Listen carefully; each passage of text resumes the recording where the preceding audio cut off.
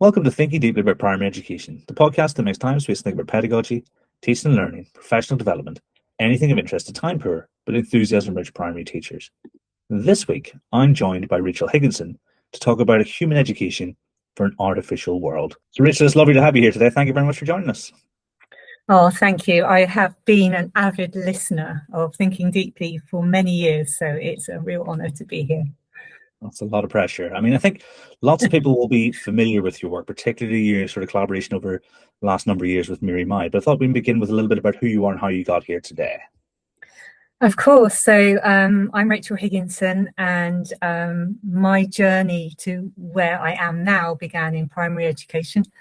And I then wrote a curriculum over 5 years for a free school that was approved by GFE on the principles of creativity. And the moment that we received the notification that that curriculum, which was based on the principles of EYFS through from age 2 to 16. The moment it was approved, I really had my faith restored that a natural evolution in our education system was actually possible. And I decided to take everything that I'd learned on that journey of researching curriculums around the world into education as a freelancer. So about 11 years ago now, I set up my own business. And that's taken me in lots of wonderful directions. I've also worked in primary, secondary, special and hospital settings, and I've done central trust leadership. So my sort of career profile is quite all over the place. I enjoy trying new things, and that sort of took me into being able to support lots of different areas with curriculum development. And whilst I was doing that work, Kieran, I just missed working with young people. Like, I love working with adults, but it's not quite the same as the reason why I went into this work, which is just, I love the hope and purity and wisdom of young minds. And so whilst I was in schools, I noticed there were kids in corridors wherever I went. There was just this theme of kids in corridors. And I really was inquisitive with all the leaders about what is it that these young people are having. And never once was there not some support in place, but it was either therapeutic or it was academic intervention. There wasn't really anything sort of life skills practical that would help them to grow the competency, skill, confidence to go into class the next day in a new mindset. And that sent me down oracy rabbit hole, and I've never really left. And I developed the concept of finding my voice. I started researching the link between oracy and self, and developed this concept of a project. So I work with individuals and small groups at risk of exclusion or vulnerable young people who were non-school attenders. And it was incredibly successful. I had a really high success rate of getting young people back on the right path. And it wasn't my skill, it was the concept of what I was doing. There was something different happening in them. And whenever I was also a keynote speaker. So whenever I was speaking about this work by way of example in conferences, head teachers, leaders always came up to me and said, but how do we do this whole school? Like, that is right. That is what we should be doing. But what does that look like? And then a few years later, I was sat in a pub in London with Mary Myatt and her lovely daughter, Fran. And a conversation began was, let's make this happen. Let's make Finding My Voice a whole school approach. So then we then spent the next few years developing the concept, bringing everything we knew and understood about curriculum and implementation together with Finding My Voice, the oracy and personal development. And that is how we've got to Finding My Voice today. I mean, lots of listeners really like people's background stories, and actually they yearn for the days when we get the classic episode and we spend like the first half hour just talking about where someone came from. So there's never too much in terms of preamble, because I think it sets the scene, because like whenever I think of your work, I think of curriculum, I think of representation, and like you say, the voice of maybe the disenfranchised, and just generally values-led engagement with education and obviously oracy. But we're going to talk about what you sort of, when we discussed, you said a human education for an artificial world, which sounds fascinating. What do we mean when we say that? What's the basis of our discussion today? So I guess this is sort of two lenses. One, when we were developing the whole school approach to finding my voice, obviously as a curriculum specialist, I knew it was more than just a tool. It was a way of being. And it started with culture. So it really began to shape itself as a human education. It's more than an oracy approach. Alongside that, since I began my freelance work and doing public speaking, I have been in researching and aware of the way in which our world was heading and what was going to happen as AI came into our space. I read in 2016 a paper written by Klaus Schwab, who was the founder of the World Economic Forum, called The Fourth Industrial Revolution. And what he wrote sent chills down my spine. He basically said, where we are heading, this fourth industrial revolution, was either a time of radical positive change, really incredible revolution of change, or it was the beginning of the end of the world.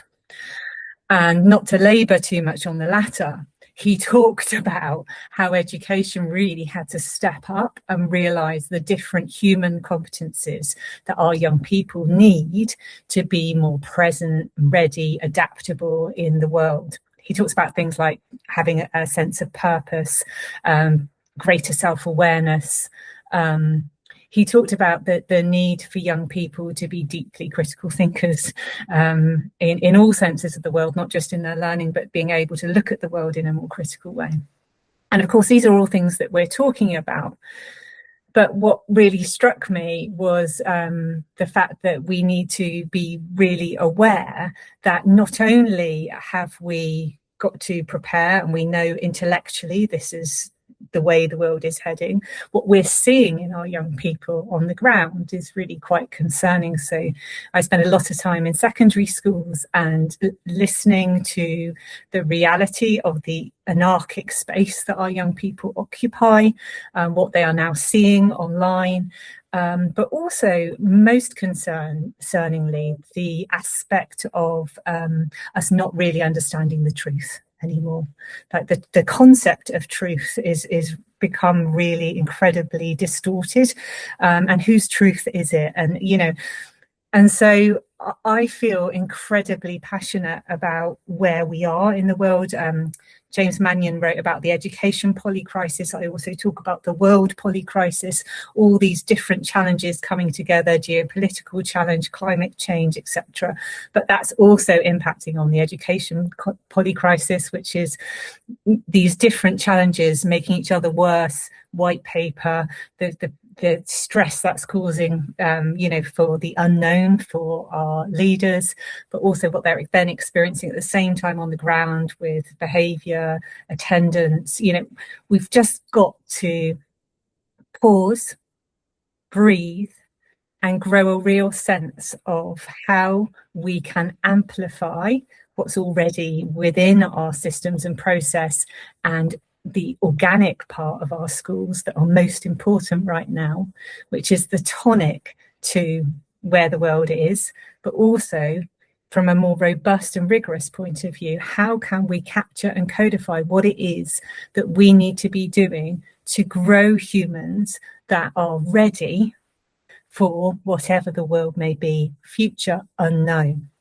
Now, that's not saying we need to throw out anything. It's how do we change the lens and ensure that that lens is deeply human focused? And I can talk a bit more about that. I think everyone can interpret it slightly differently, but actually what you've said there, the fact that we're educating the whole person, the whole human, and the fact that, the uncertainty in the world that we exist, is phenomenal. It's never been, this way. As we've gone from knowing nothing about what was happening around in the world around us to knowing absolutely everything, and then knowing things that aren't even happening. So it's almost like this full circle situation, isn't it? Yeah, definitely. And the world's got smaller but more noisy and more complex. And it's a blessing in some ways, because our young people are more beautifully connected, and actually, particularly for our neurodivergent young people, that can be incredible, because they're able to communicate in ways they weren't before, which has opened a whole world up to them. So we have to be very careful that it's not all doom and gloom. It's just about ensuring, and genuinely this is what concerns me the most, that we don't devolve and allow AI to evolve in our place. We have to step up, and so we're two parts of the puzzle together, and we are the beautiful human element. We've almost started to touch into why is this important? I mean, and it's clear that it's very clear that it is important. But what is it that as teachers we should be aware of? In terms of the importance of the human education. I think where I'd like to start is, when I say to a subject lead or a head of department, what is the purpose of your subject? Suddenly their eyes start to sparkle again. And I think we just need to slow down and go back to the core of what education is for. Because we had an incredible phase of learning about cognitive science in education. And we all got terribly excited about that. And it's all been beneficial. And in lots of ways, we're better for it. But what happened to pedagogy, in my opinion, was it became quite tight. And I'm 28 years in now, Kieran. Like, we just swing away. And I wish we could just stick in the middle way. But I do think we need to now just bring things back. Ollie Cav actually put me onto, I've got this beautiful book, The Extended Mind by Annie Murphy-Poole, who's also a cognitive scientist. And I find her lens incredibly helpful, in that it helps us to understand that our teaching doesn't have to be perceived as an input-output process. Actually, if we allow pedagogy to breathe and be a bit messier, we can ensure that our young people have the space not just to learn memory, but to make meaning, depth of concepts. And I think I'm not taking away from anything we've learnt, and I think it still remains important, but we need to shift that pendulum middle again, just to allow everything that we've learnt to be applied in different and other ways. Particularly dialogue is one of the most inclusive strategies, I think. I think the big thing for me is that, because the first thing that comes to mind is, I think there's a certain amount of grift to be had from the dichotomous thinking that we can, as a profession, go to. And so obviously if parties are encouraged or motivated financially to exacerbate the gap, because whenever you say about whenever you mention the rigidity, I'm immediately thinking about the application of mathematical ideas, or the ways that we can explore mathematical ideas that aren't in that that's almost explicit direct instruction sort of encounter. Because I think, obviously, listeners will know, I think that's very, very important, but there are other ways that we can experience mathematical ideas, particularly when we have a certain level of expertise in them. And so whenever you say that, the first thing that comes to mind is actually, I have spoken to teachers who just needed a little bit more permission. Yes. To go back to the open-ended sometimes, or the connection every now and again, because it's not one way or the other. It's the procedural and the conceptual. They develop in tandem. So it's to the detriment of the other if we only focus on one. And so that, whenever you say that's what comes to mind, I've had those conversations. I think you're absolutely spot on, because we need to give ourselves freedom as teachers to, we've earned this expertise, we've earned the decision making right. Certainly, those of us who've been around for a while anyway. So to trust your instinct, because I often find your instinct and your gut is just thousands and thousands of hours of thinking about the same thing, and it feels natural, but actually you've just done a lot of it. I don't know if I've taken your point in a different direction, just to say, no, you haven't at all. Situation you're describing. Yeah, I totally agree. And I think one of the challenges is to communicate for ourselves how things happen. We develop models, and then those models become mutated, and we feel that we're cheating or we're not doing it right if we don't follow those processes. And you're absolutely right. So I totally agree that it's a human endeavor, right? It's an art and craft. It's a professional judgment is really key. So when I was developing Finding My Voice, uh, Mary and the team were, saying, we got to get this done. And there was something missing. And then I still remember it now.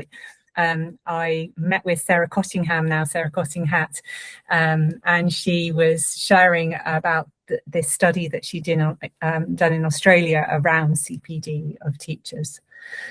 And that CPD it's the learning first. I forget what the actual document's calls, but how we've translated that in Finding My Voice is we've called it the learner first approach. And basically her research illustrated, and you probably know about this study, that when you focus on training teachers in a tool, it has little to no impact on student outcomes.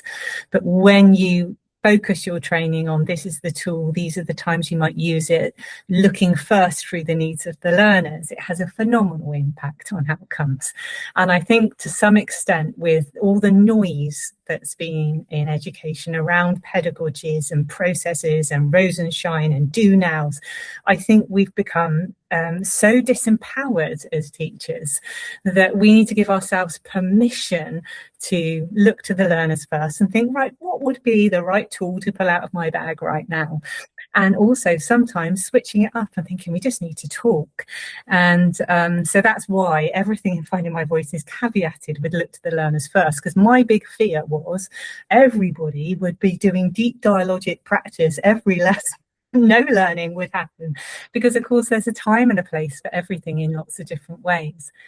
But the other point I would make in response to what you've said is cognitively, and this is so well researched, if I'm speaking like a mathematician, I'm thinking like a mathematician. There is ways in which the construct of words, when I am speaking out loud in mathematical terms, so the disciplinary literacy, that will deepen my understanding of the conceptual elements that can be so complex for some of us. Some children just is there, but for so many, it's such an abstract discipline. And of course, this relates in lots of different areas in lots of different ways. But I think that there is great power in dialogue for making meaning. Where it appears that it's there, I think it's very much a case of really high quality experiences from birth. And so so it seems like someone has the math team. Actually, what they were spoken to. They played board games. Wow. They engaged in that kind of thinking, and over time, just like our best readers are become our best writers, and very rarely do you see the relationship go the other way, don't you?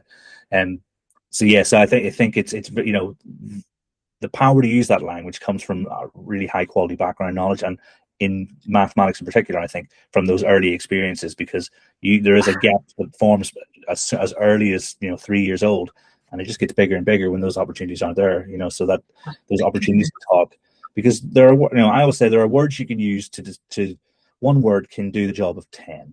Yeah. Like if you were to say like something like quotative division, well, that's I understand the value of the group, but I don't know how many groups there are. Well, instead of saying all of those words over and over again, you can just use that one word, and you're describing which part of the relationship you want to focus attention on. So yes, I'm with you. A long way of saying that. Yeah, and what you're describing is that rich dialogue that parents may have with their children who've got the prerequisite knowledge to do that. And that wouldn't have been me, Kieran, so I'm feeling like a really crap parent. Well, I think it's just talking at all. So it's just playing at all. Sure. So the alternative, I think, is screens or just being ignored totally. And sadly, that does happen.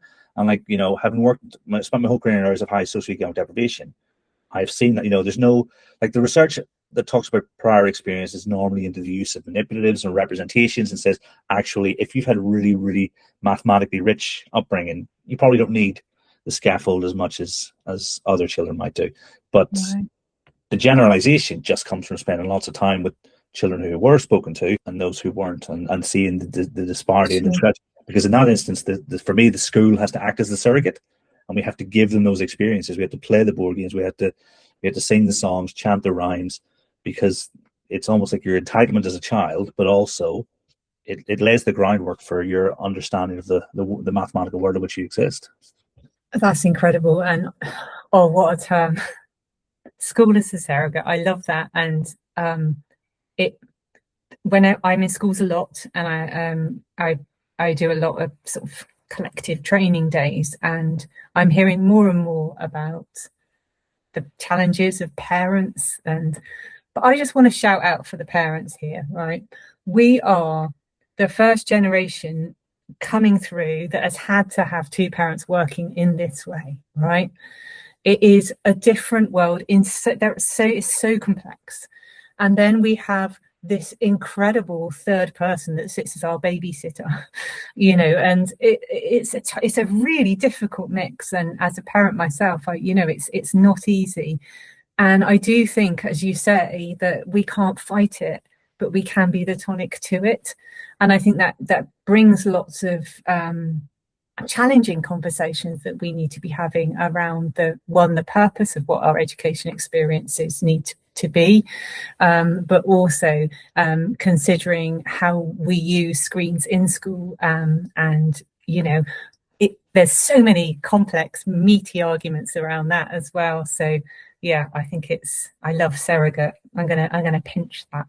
And thank you for speaking up for the parents, because obviously it's not my intention is never to, because things are so complex.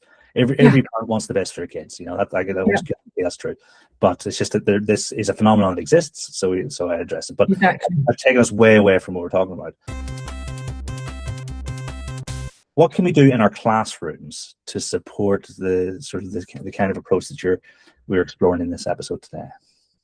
So I think I'd first like to explain the body of theory that upholds the whole of our Finding My Voice approach, which is the self-determination theory. So I was put onto the self-determination theory by Peps McRae's work many moons ago, and I've been utterly obsessed with it ever since. So for those that may not have come across this, DC and Ryan, who developed this concept in the 70s, they actually were working in the therapeutic field in penitentiaries in America, and they discovered that men who left jail and had high levels of extrinsic motivation really struggled when that was absent from their lives. There was no one saying well done every day and keeping them going, and they came back in quickly. But those who had high levels of intrinsic motivation, they didn't rely on that external messaging to say that they were okay and they were doing okay, were a lot more successful. They found this intriguing, so then did a bigger piece of research thinking, what were the prevalent features that were present in these men who had high levels of intrinsic motivation? And they found three lenses. The first one being relatedness. Now, relatedness is a beautiful shift from relationships. Now, relationships in school are often hierarchical. So you've got your teacher that cares for you, you feel looked after, but you might not feel like you necessarily bring anything back. And especially if you're a young person who has a high level of need in comparison to your peers, you can literally feel like you're at the bottom of the pole and everyone looks after you. And who are you in this? And I always use the analogy of walking past a homeless person each day. So each day I might bring them something. We get to know each other really well. I perceive we've got a lovely relationship. But one day I say to this person, do you know what? You're the only thing that's got me through this week, because I've had the worst week. The way you've smiled at me and taken the time to talk to me every day is literally the only thing that's got me through. I've disrupted that. I've reflected the beauty of that person in a way that they probably haven't been experiencing in the role they have. And so that's really the first thing. Is what we try and do is make a much more robust effort to ensure that every young person in your class has their beauty reflected. Every human has an idiosyncratic something, their USP. It might be that, like, when they build things with construction, it's just something you could have never imagined. Like, you're a designer, this is phenomenal, the way you design. Also, it might be, do you know what? The way you look at me and smile every morning when I do the register, that really makes me feel good.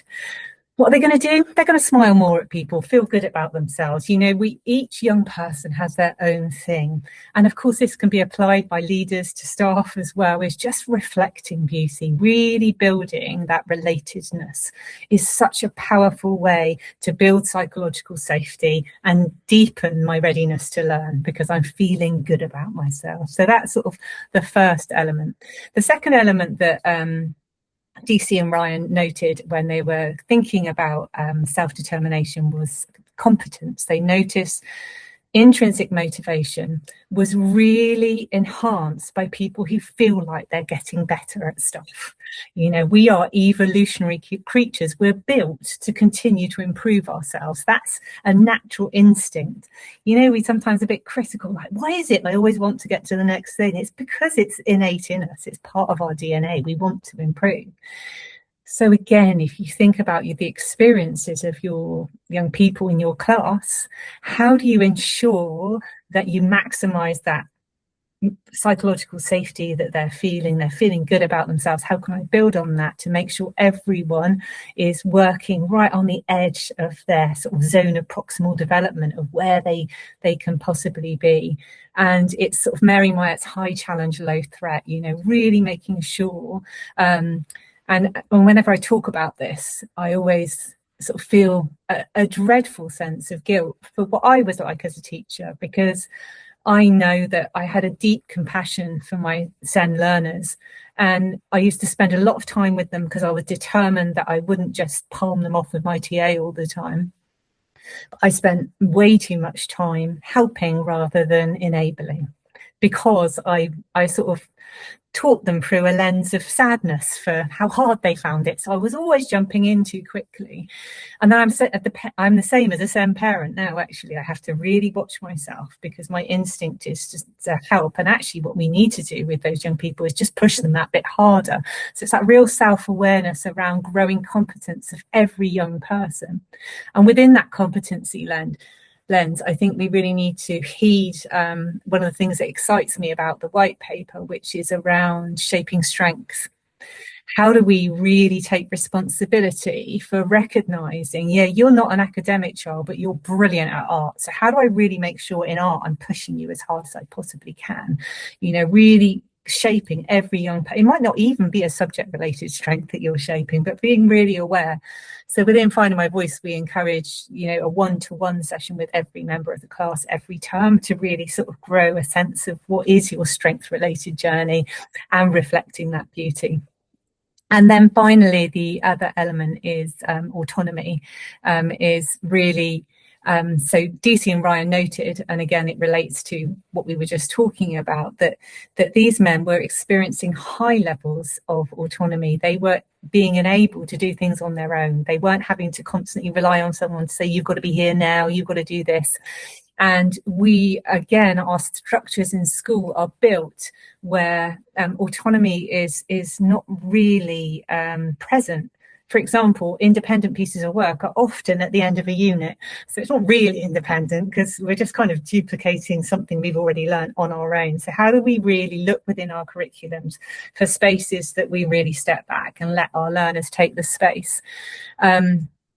So within authentic oracy, the model we've developed, we help young people to get to the point where the teacher can make themselves physically smaller and really hand that dialogic space to the young people. And it really is a magical thing where that autonomy can start to exist and learners hold the sort of mantle of the experts to reflect on that beautiful piece of work that happened many moons ago, but it's still going in lots of schools. But I think that autonomy is really, really key. So the self-determination theory, that's how we sort of manifest it. And then we also have the authentic oracy model as well. A school that gives every child a one-to-one conversation, they clearly really value it. What's it like to have that conversation with school, with say one school leader, say a head teacher, when you outline it, this is a core component of how this will be enacted in the classroom? To be completely honest with you, schools do it in different ways, and some schools adhere to that. And we very much built a model that we start with helping schools to grow what we call the fingerprint culture. So really listening to the community and what their needs are and reflecting back. And then we give them a pick mix. We're going to start with authentic oracy. We're going to do personal development. And so some schools take it on wholeheartedly. Some schools don't at all. Our alternative provisions do it weekly, so it very much is led by need. But the schools that have done it, looking actually to develop a much more robust part of the curriculum because of the impact that it actually has when you give that time. So yeah, definitely a variable picture, but teachers that have done it it's had a phenomenal impact on the way in which the class runs, because that connection is so much deeper. Is there a way that like an individual teacher could take these principles and roll with them, or would it require like almost like across the school buy-in? No, definitely teachers could take these principles and run with them.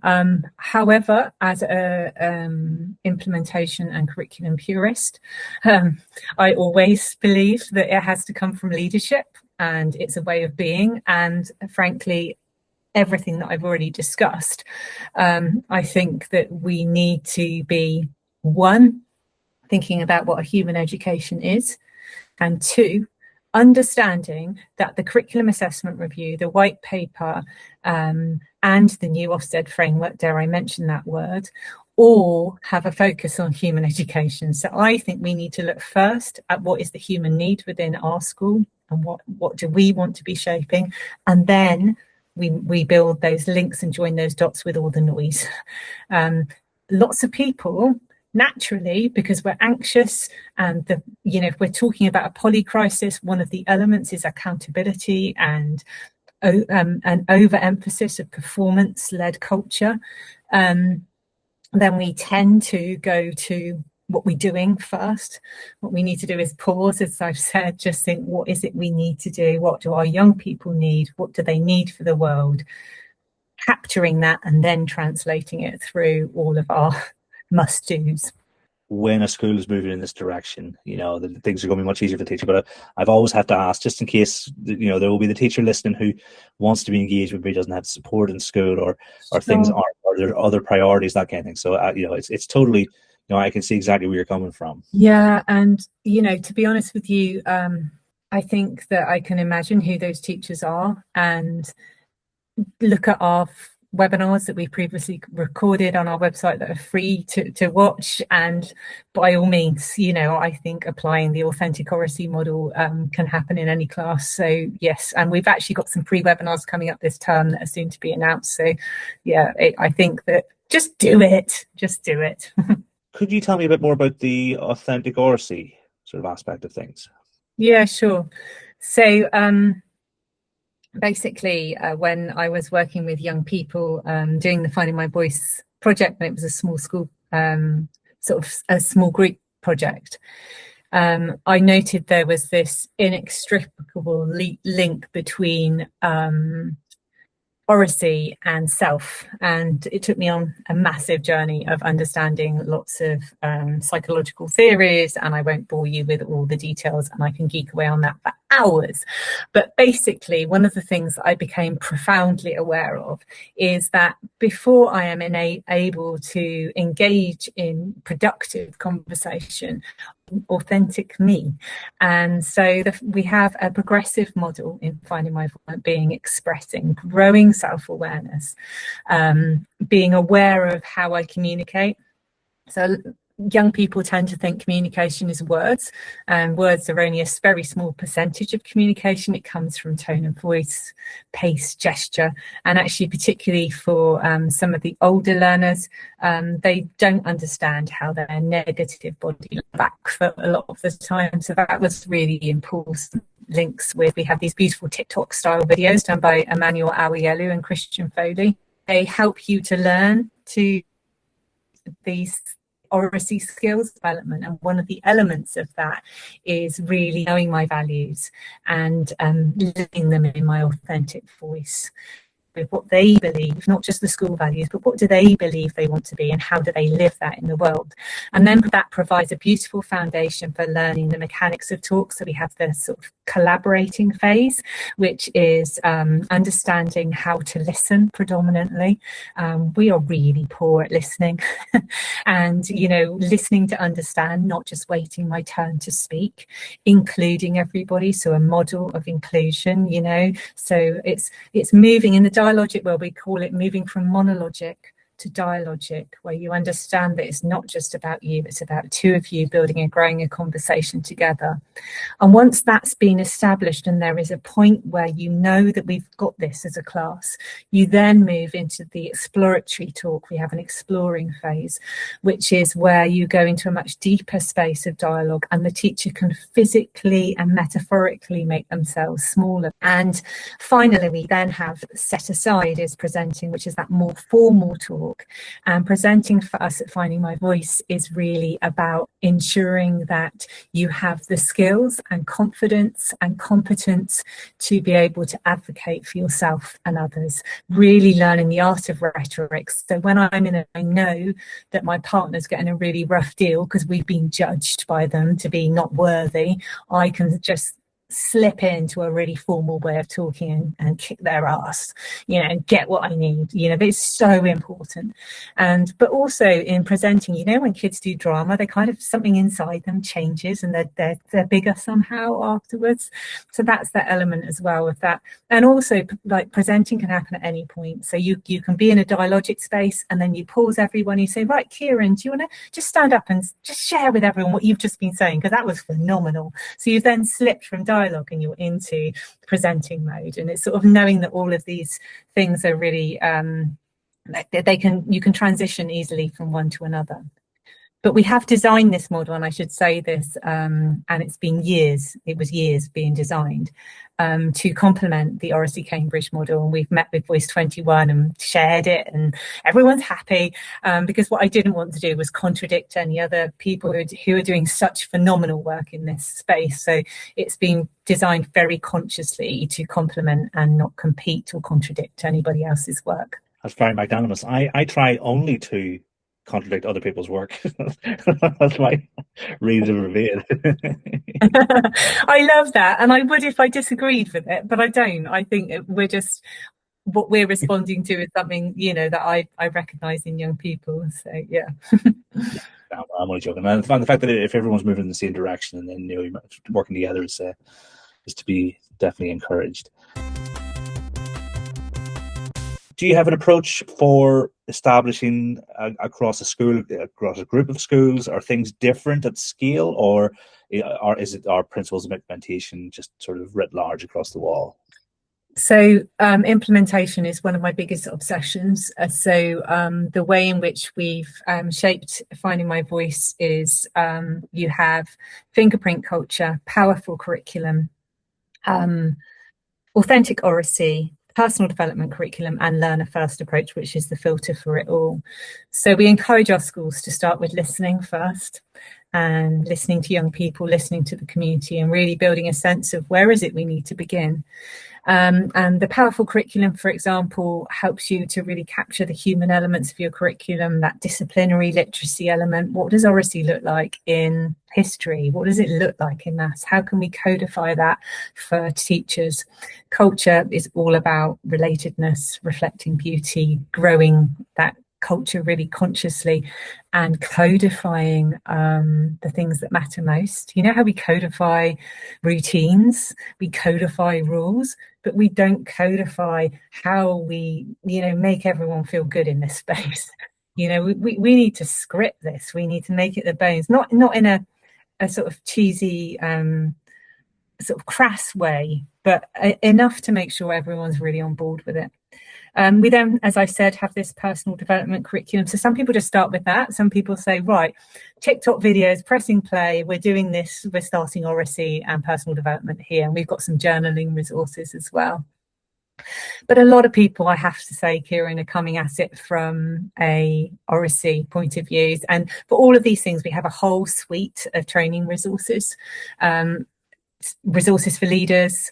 We have walkthrough videos to show you how to use the training resources. So it's all incredibly robust, but implementation is the hardest element of all of this because, and as I've heard you talk about many times with your guests, we're creatures of habit, and it's a matter of really building consciousness first and foremost, and ensuring everyone deeply connects with the purpose of this, and then taking it slow and just building things gradually and gently, which is why we have this resource that sits alongside, so you can start to learn the oracy approach by just using the resources rather than having to sort of go at it cold.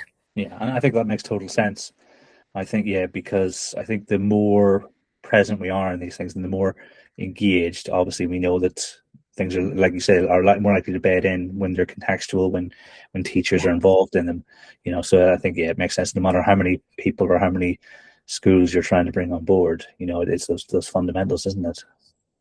Yeah, absolutely. And we spent a very, very long time thinking about how to present it in a way that would be empowering both for leaders and engaging for leaders and teachers, but most importantly, where it could be built around the learners themselves and around the community. That's why the primary way I would recommend any school goes into this is by listening first. It's that, again, pressing pause, breathe, talk to your young people, not a set of questionnaires, just listen. How do you experience school? Tell me about how learning feels, It's just fascinating. And if we talk about truth, when you sit in that place of truth, when you really have the confidence just to get that deep listening going, your direction actually becomes incredibly crystal clear. It's fascinating, and then your trajectory and which resources to use. Yeah, and I'm sure lots of listeners will be nodding whenever they hear you say about those people who listened ready for their turn. We've all had those conversations, haven't we? It's certainly not the way to go about things. So that is so funny because I tell you, one of the most fascinating things about schools that have really embedded this is the impact it's had on their staff teams, and that staff meetings are suddenly metaphorically quieter because people are really taking a lot more time just to listen. It just slows things down. The impact on the whole culture is just beautiful. And in fact, I've probably not been like this today because I'm excited and I'm being a bit monologic, Kieran, and I'm really sorry for that. I'm in presenting mode to some extent, but that's because I'm passionate about my work. But when I'm in sort of a more professional context with other people, I've trained myself to listen so much now that there are big gaps. And one of the things that we encourage colleagues to do in finding my voice is to have silence in class, and silence as transition and ritual. And the reason for that is when you're truly listening, there are awkward silences in conversations. In fact, you just held one a moment ago, which was really beautiful. And that's because you're listening and then you're thinking how you should respond. And that's really what we need to build, because not only does that make for a much richer human experience where we're really empathizing, including listening to views that are different to our own and really processing and seeking to understand those. But then that also starts to change the way in which we perceive the world when we're online, and the way in which we can be a bit more measured about just everything being so fast and making those quick judgments, and that critical thinking starts to really develop. Yeah, I think on your point about not being yourself and having to be monologic, I think that's partly the format, and I think because podcasting, 2003 was the first time that the term was coined, and we don't really understand enough about what's actually happening because it presents as a normal conversation, but it's not. And I make a decision to speak as little as possible and only when I think I can contribute something. So it's because I've listened to so many where the hosts typically try to dominate, right, and then the experience of the listener is then impoverished for that. So you're having to deal with the fact that I am purposely listening more and only speaking when it's actually absolutely necessary. And I don't think we know enough about, because listeners will listen and think that there's a completely fluid conversation, but there's also the element of editing where it's easier to take those spaces that are left naturally between one point next and cut them, rather than, you're talking about Chris. That's me and Chris talking over each other because we just can't wait to say the next thing. That's really difficult to edit. So I think there's a whole lot we don't understand about the format, because humans have been doing interviews for a long time, for decades, but I don't, maybe I'm going off on that thing, but just to say that I don't think we can be completely dialogic, because there's an element of performance within this, and it's almost how does that performance translate then into the listener, I think. Oh man, that's fascinating. I love that. You're right, because there's an audience, right? So it's going to impact the way in which we communicate with each other. And do you think that's the same on long form?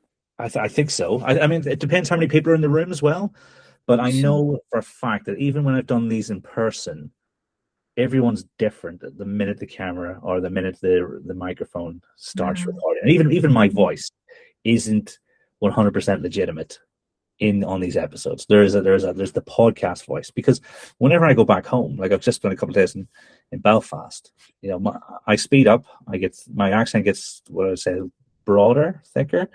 And you wouldn't recognize it, but the minute I start recording and do the introduction to the podcast, it's a different version of me. So yeah, so I do think even when we record 2-3 hour episodes sometimes, I think it's the phenomenon of being in that recorded position.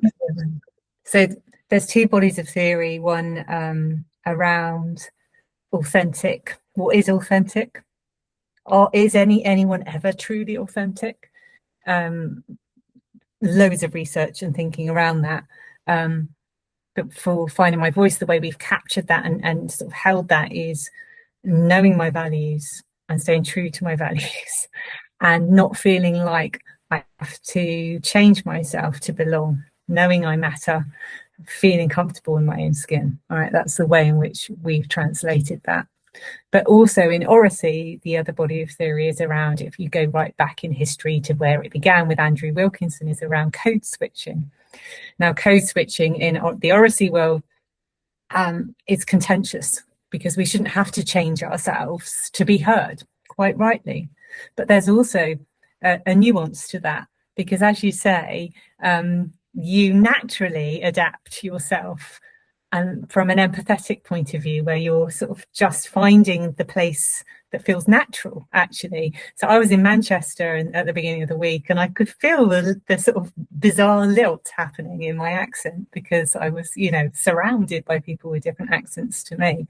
And we all do a bit of that, which is also just that deep trying to, be on a level with people. And so you can geek around this stuff for hours, but I do think it's important to do that and have that dialogue with staff, because you need to know where you sit within all of this. And that's why, authentic oracy is as much about social justice and inclusion as it is about learning to speak, which as a notion can feel quite uncomfortable, actually, when you really get to the nub of what we're talking to, learning and speak and listen effectively, which is where Andrew Wilkinson began. So yeah, fascinating. Yeah, I think it's probably really important for teachers too, because it's one of those things where you could be socially mobile as a result of gaining a qualification as a teacher. I think what was the term? It was this, I think, Sam Friedman, but not the Sam Friedman who we would know in education. Talks about social omnivores, and I identify as a social omnivore, because there are like strata of social life that I exist in simultaneously, but they're pulled apart, kind of, if that makes sense, and so yeah, whenever I heard this guy Sam Friedman talk about the social omnivores, I reckon lots of teachers could potentially be, because they will have, and they may have been the first member of their family to go to university, or to go to sort of third level education, that kind of thing, and obviously this is all predicated on social mobility being a good thing, but I think it is important, because we're probably going to be seeing that both in ourselves and our pupils. If try and bring it back to where we were established as across a group of schools, and I think if teachers can see themselves in this and can see their pupils in it and how it relates to their community, you've probably got a greater chance of buy-in. Whereas if that's absent, well, then we know that things can, become fads, become initiatives, and not for a second saying this is, but that's what happens. People don't buy in, and they're tomorrow's chip paper kind of situation. Yeah, definitely. Yeah, and I am the first person in my family to go to university, and I can tell you about lots of interesting situations I've had where I felt the need to code switch. It's been incredibly uncomfortable, but I also can tell you about times where I've managed to code switch so effectively that I've got something from it. But the thing I would tell you about the latter is it didn't necessarily make me feel authentic in myself, and so it's a very fine line, and my stance would be that we need to move to being effective communicators, and this not being about the register, and that we are true to our roots and wherever we've come from. That would personally be my stance on that, because there's a big difference between experiencing true belonging as a tangible experience and learning how to fit in and get on in the world. And if we're talking about a human education in a world that's Instagram, and performance, it can become so false that we've lost ourselves. And so within that context, I think it's even more important that it's authentic. Absolutely. I mean, I think that's probably, that's the way we have to finish this, because I don't think we can top that. I think we can allow, there'll be people running, there will be people in the gym, there will be people driving to work, and we can provide them with the space then to think about that and potentially give them an existential crisis as they go into the new working week. But something well worth considering, because it is, like you say, it's the whole human, and I think teaching is a whole human endeavor. We're so intertwined with our role in the community, with our role in the school, that it's hard to tell when the teacher ends and where the human starts. So I think reflecting on that as a starting point, and then thinking about, well, what does this mean in my school, in my classroom, might be the proper way to do it. And so we've gone so much deeper than I ever thought would be possible. We've analysed the role of the human in both the classroom and the podcast as a medium. Yes. So who knows where we'll get to next time, Rachel, because that definitely won't be the last time, because you said you wanted to geek out on your philosophy. I think that's exactly what this podcast is for, is for going into those niche areas and dive. Beautiful. I love it. Yeah. All I have to do is say thank you so much for joining me. It's been an absolute pleasure. I've loved every second, and here I am on Thinking Deeply About Education with Kieran at last. Thank you so much. My pleasure. And everyone at home, until next time, thanks for listening.